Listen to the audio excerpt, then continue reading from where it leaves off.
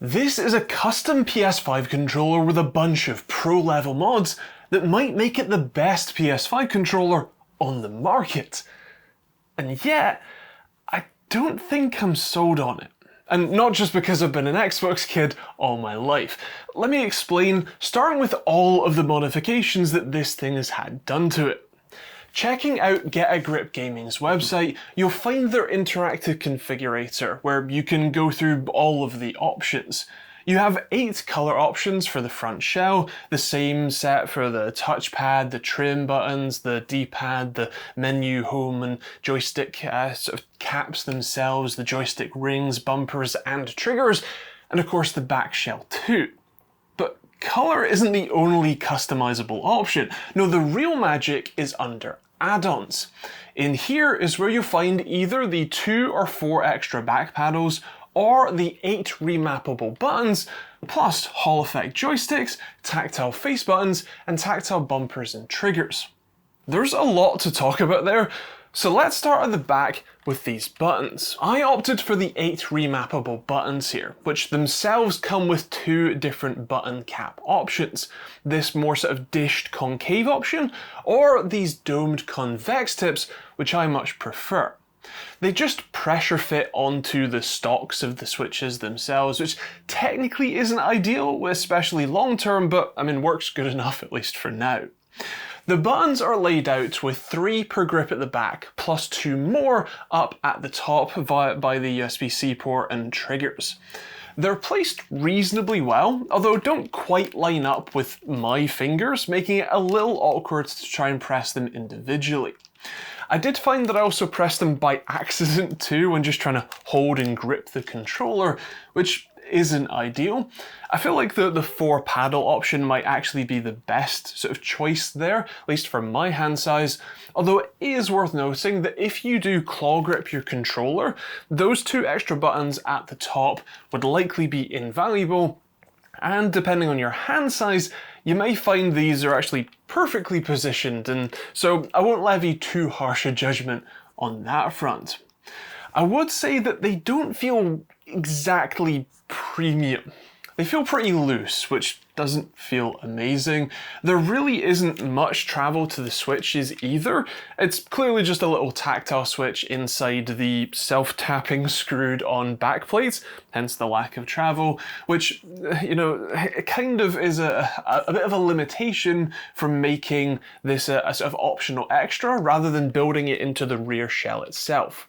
I'd also mention that a lot of the buttons feel different to press. Some of them have more of a tactile click than others. Now the buttons can be remapped, although this is where we run into the first sort of major limitation of modding a standard controller rather than making something from scratch, as the process to remap them is, well, a little bit finicky.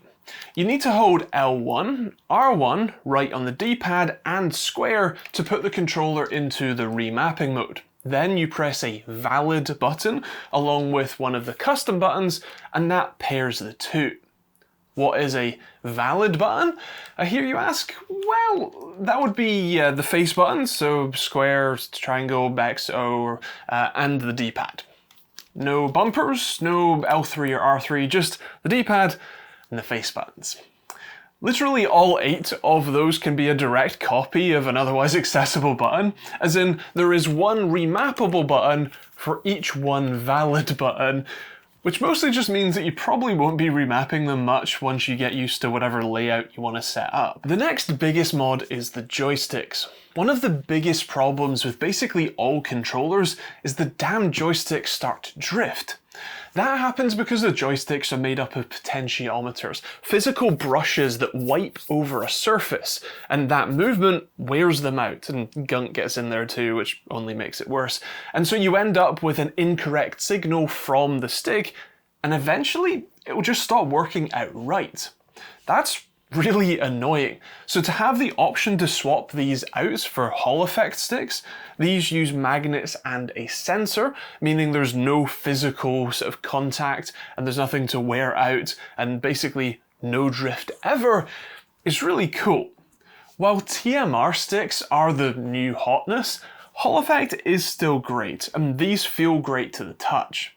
Again though, The downside of modding an existing controller means that, at least on PC anyway, you can't calibrate these sticks or the dead zones, which was actually a bit of a problem in Assetto Corsa.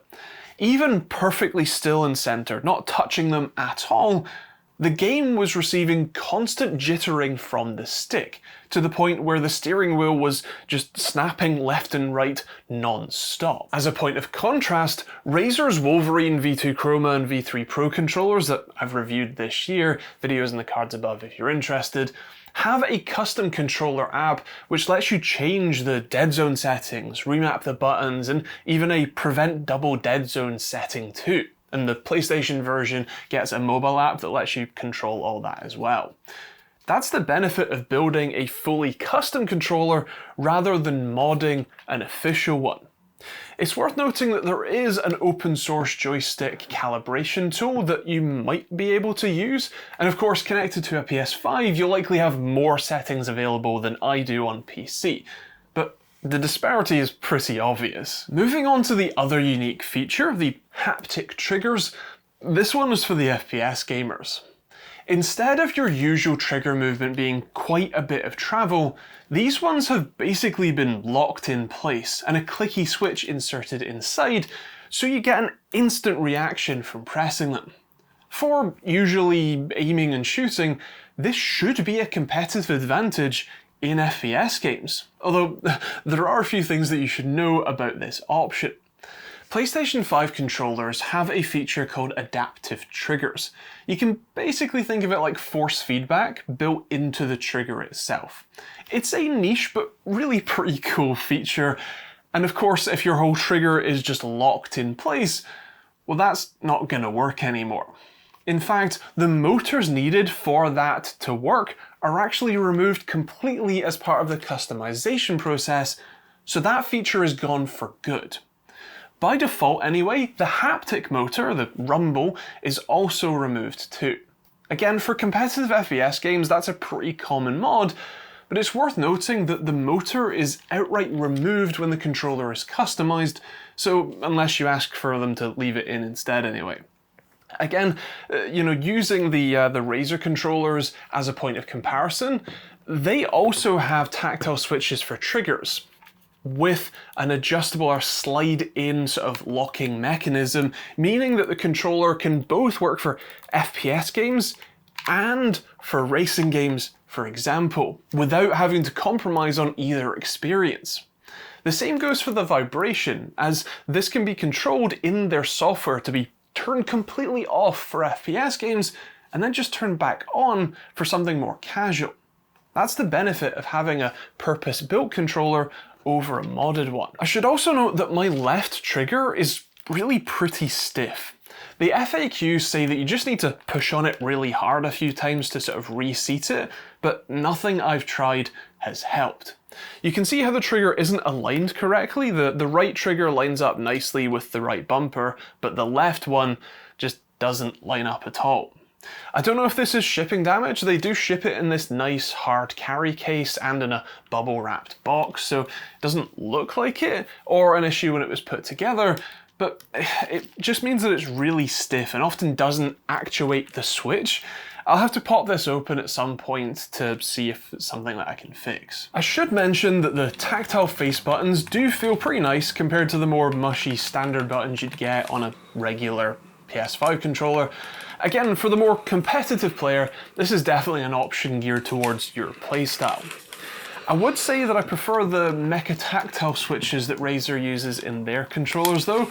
They just feel more refined and a nicer balance between tactile and still a bit of travel, and of course the clicky kinesthetic feedback is great. This one feels just a bit more basic, perhaps. In fact, the quality in general here is perhaps a little less refined than I'm used to. The custom shell is nice, but it's just smooth plastic rather than, say, a nice textured grip, especially with a nice bit of rubber overmolding. Hell, even the pink in the joysticks isn't the same shade as the plastic shell, and if I'm being really picky, the front shell isn't the same as the back shell either. Also, the whole thing rattles thanks to those 8 extra buttons, like a little baby toy. Listen. that doesn't exactly scream quality. The biggest problem by far though is the price. This exact controller would set you back £309 plus another £30 or so for shipping and whatever import fees on top of that. So say something like £400 to your door. Even if you don't opt for the custom color options, you're still looking at £266 plus shipping and import fees, making this one of the most expensive controllers you can buy, full stop. In the US, that would be $335 for the non-colored option or $384 for this beauty. For context, Razer's Wolverine V3 Pro, the newest one with the Hall effect joysticks and everything, is £200. Although that is a PC and Xbox controller, they are still yet to launch a V3 PlayStation controller, but even their V2 Pro is now sub £200, and I can't help but feeling like that's a considerably better option, both in value and in quality and usage experience than this. The Wolverine does pretty much everything this does, but cheaper and better. It can be a pro FPS controller and still play racing games and platformer as well. It has great customizability, and at half the price, well, that just seems like a no-brainer to me. I should make it clear though that a controller is a tertiary device to me as a PC gamer, so my view on it is definitely skewed and quite possibly limited. Based on the number of different controllers that they show off on their Insta and TikTok pages, there must be a market for these that I just don't understand, so please do let me know what I'm missing in the comments below. What would make you spend over £300 or nearly $400 on this over something like the Wolverine V2 Pro or a SCUF controller instead? Please do let me know, as I'd love to understand more. It is worth noting that as part of them sending me this controller, they did also give me a 10% off discount code, so that might help with the purchasing decision for you, but that'll be linked in the description. It's not an affiliate link from me personally, I don't get anything from it. I had the option of either taking 5% and giving you 5% or giving you 10%. I chose giving you 10%, so have a go. Otherwise, like I said, I'd love to hear your thoughts on this in the comments down below. For me, it's obviously not exactly, well, for me, both because it's a PlayStation controller and Xbox controllers tend to work better on PC, which is where my main wheelhouse is, but also just because of the sort of the quality to features to price point just doesn't quite match up for me anyway. But anyway, let me know what you think in the comments down below. I'll also leave a link to these and my own open source hardware, including the open source latency testing tool in the description, which currently can't test PlayStation controllers. That's why I haven't done that sort of testing in this video, but hopefully I can make that work at some point. That'd be pretty nice. Anyway, that's linked in the description. Also hit the subscribe button if you want to see more videos like this one. Check out plenty of other videos, including those Razer controller reviews on the end cards. And otherwise, yeah, thanks for watching, hope you enjoyed it, and we'll see you on the next video.